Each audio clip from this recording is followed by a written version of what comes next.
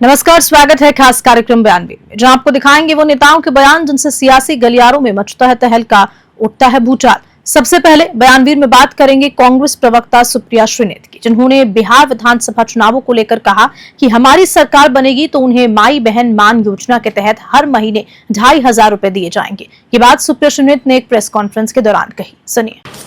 बिहार में क्रांति होने को है, ये बार बार कहा जा रहा है, पर ऐसा क्यों कहा जा रहा है? क्योंकि बिहार के युवा ने और बिहार की महिला ने इस बार मन बना लिया है और कांग्रेस किसी भी चुनाव से पहले कुछ वादे करती है और उन वादों को पूरा करती है। कांग्रेस के वादे हैं किसी के जुमले नहीं, और इसलिए हम अपने वादों को पूरा करते हैं। कांग्रेस ने बिहार की महिलाओं से, बिहार की बेटियों से, बिहार की मांओं से एक वादा किया है, हमारी सरकार बनेगी तो हम माई बहन योजना लागू करेंगे, जिसके अंतर्गत 2500 रुपए प्रति महीना पात्र महिलाओं के खाते में डायरेक्ट जाएगा। बहुत सारे लोग कहेंगे ये करने की क्या आवश्यकता है, और इसके बारे में हम सिर्फ आज पटना में ही नहीं, तमाम जिलों में हमारी एआईसीसी की नेत्रियां, हमारी लोकल नेता नेत्रियां इस पर चर्चा कर रहे हैं। बहुत सारे लोग कहेंगे इसकी क्या जरूरत है, 2500 रुपए क्यों देने हैं पात्र महिलाओं? क्या इससे महिलाएं सुरक्षित हो जाएंगी?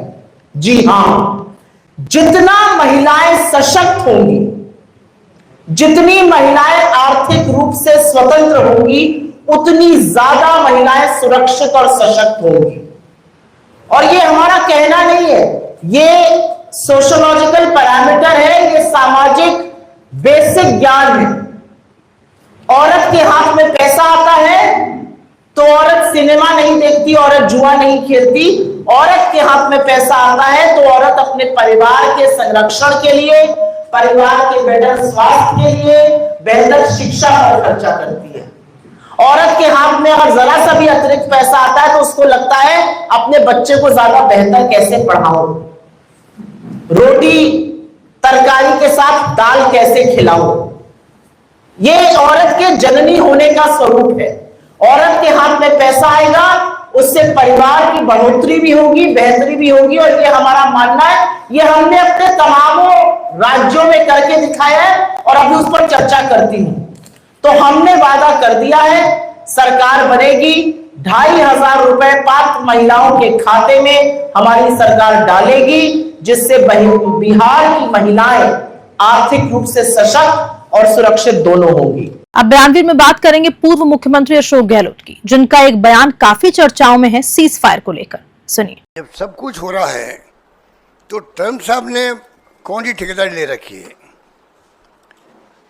वो ठेकेदार बन गए खुद ही, या तो खुद बन गए या हमारी चुप्पी जो है हमारे देश के सरकार की, उस चुप्पी ने उनके हौसले बढ़ा दिए हैं कि सीज फायर वो कर रहे हैं कि रात भर मैंने मेहनत करी है हमारे लोगों ने, और मेहनत करने में कौन कौन भागीदार थे ये बात स्पष्ट होनी चाहिए देश के सामने।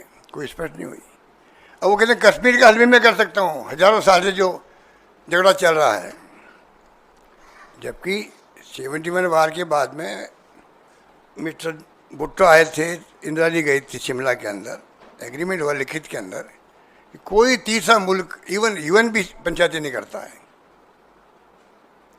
2 मुल्कों के बीच में बात होगी हमेशा कश्मीर के बारे में लेकर के। ट्रम्प साहब तो उसकी तरफ भी बात करने लग गए। बहुत खतरनाक बात है, वो बहुत खतरनाक बात है। मैं रिपीट करना चाहता हूँ, बहुत खतरनाक बात है कि मिस्टर ट्रम्प कह रहे हैं कि कश्मीर का मुद्दा मैं हल करवा दूंगा, पता नहीं वो किसके पक्ष में फैसला कर देंगे।